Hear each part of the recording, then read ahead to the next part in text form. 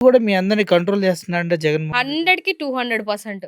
నేను day first అన్నని కలిసినప్పుడు, ఇప్పుడైనా మా అధికార ప్రతినిధులందరికైనా లైన్ ఉంటది సార్. హ్మ్.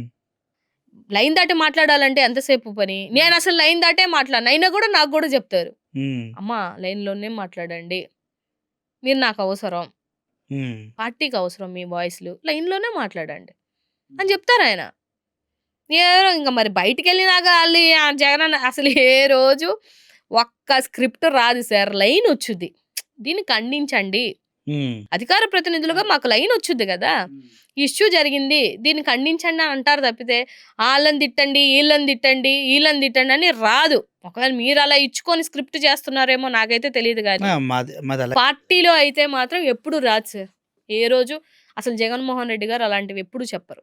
అస్సలు పార్టీలో లైన్ దాటితే అసలు ఊరుకోరు.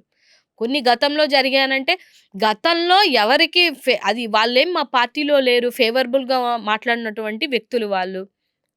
హ్మ్. అదే అర్థమైంది. సో, కొంతమంది. సో, మాకు సంబంధం ఉండదు గదా సార్. ఇప్పుడు మనం ఎట్ట చెప్తాం వాళ్ళకి?